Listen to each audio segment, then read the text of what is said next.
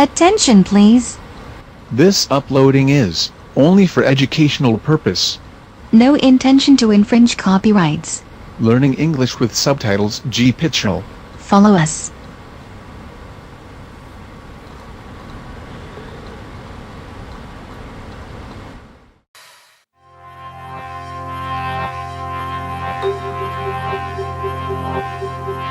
There's been a deluge of announcements from politicians this winter. This government is going to be spending $2.4 billion. It's the Cobra meeting. That is 6% less than over the previous 4 years.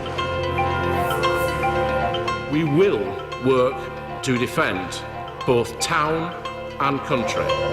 The track's gone into the sea, it's gone. The loss of the railway line at Dawlish in the overnight storms is a devastating blow. Money is no object in this relief effort. People feel marooned physically and forgotten politically. What's your message to them? Well, I come down personally to see the problem.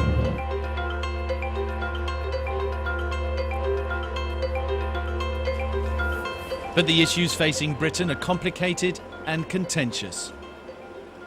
If we look back over successive governments, what we've suffered is an on-off approach to flood investment. That's really been the issue, and we need to address that now. We need to have a long-term plan for investment, which isn't subject to political vagrancies over the years. The Jubilee River Flood Control and Relief Channel was one of the biggest engineering projects ever undertaken in this country. Completed in 2002, it diverts Thames water to protect Maidenhead. But has it led to flooding elsewhere? There's a lot of anger and frustration. The Jubilee River is the reason we flooded in a lot of people's minds. Who's responsible for all the ditches in Wraysbury? Plans to extend the scheme were shelved on cost grounds. Now the residents of Wraysbury want action. Everybody sat on their hands for the last 10 years doing nothing, and the floods were a consequence of that. But the long-term fix is getting the River Thames scheme built. The Jubilee River did a fantastic job. If you do as good a job on the Lower Thames scheme, here. Bottle of champagne to you, crack on. And if you do it by 2020, it will be 2 bottles of champagne. Spring comes and it's great, the blue skies are here. That's actually a good part for me because it gives me a renewed enthusiasm. We will not stop lobbying for having our flood alleviation scheme put in. I think we have to take decisions centrally when we respond to flooding. It is, however, very easy to miss the opportunities of listening to people locally, and often listening has two beneficial effects. Firstly, people actually do need to be listened to. It's part of the healing process when you're flooded. But also, we shouldn't underestimate the ability of local people to actually come up with viable solutions. They have the local knowledge, they have the understanding, they know what's going to suit them. And so the public have to be partners in our future strategy.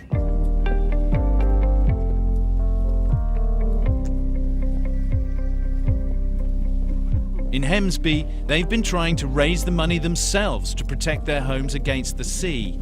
We need to raise, at the moment, just under £140,000, and that is just for very, very basic defences. But why are we being forced into this position? Why have we got to provide our own sea defences?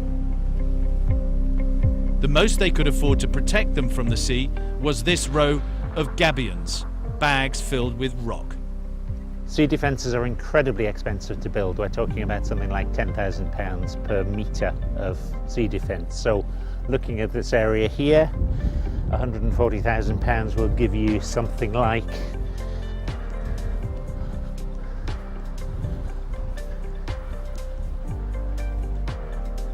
perhaps to here, perhaps enough to protect half a house.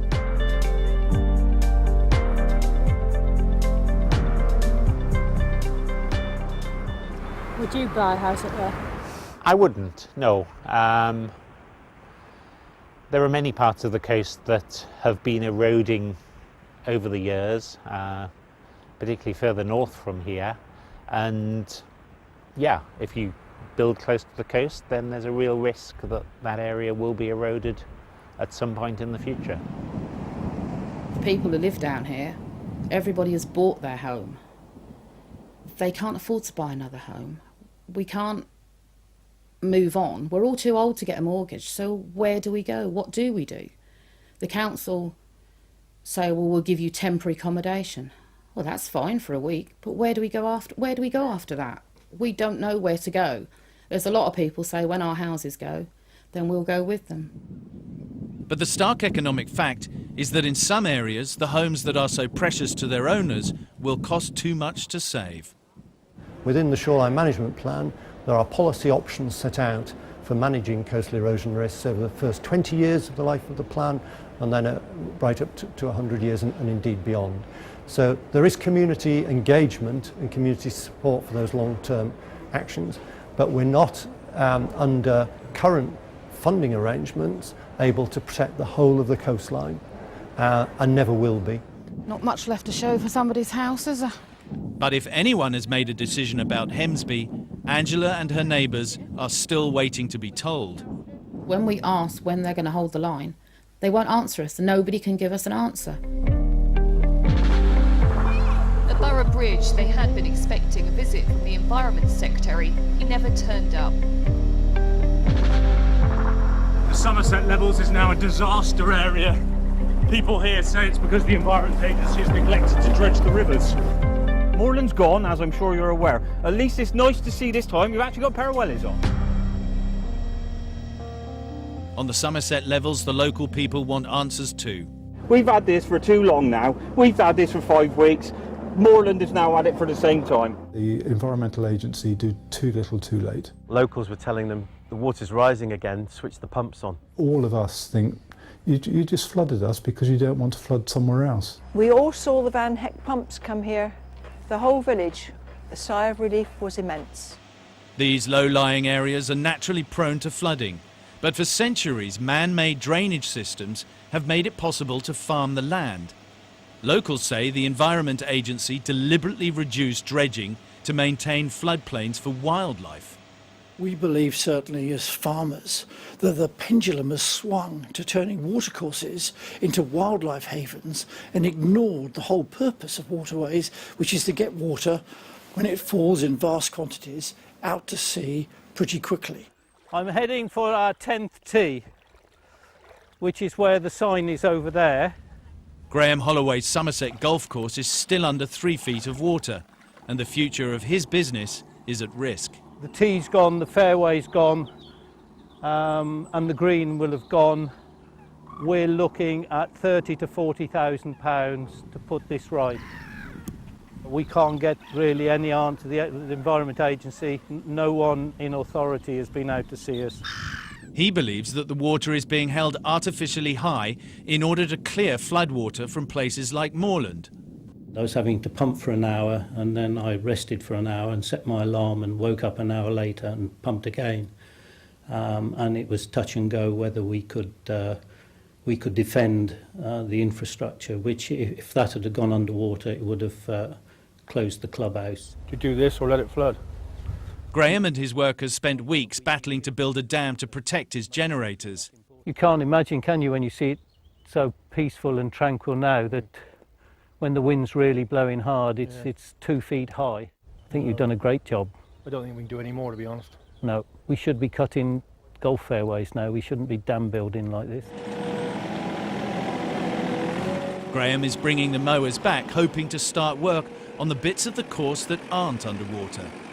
We're making a calculation that there's no longer, the water's not going to rise any higher. We've got a period now of 5 or 6 days, so we're optimistic that the Environment Agency will switch the pumps on at long last and we'll start to see the water level go down.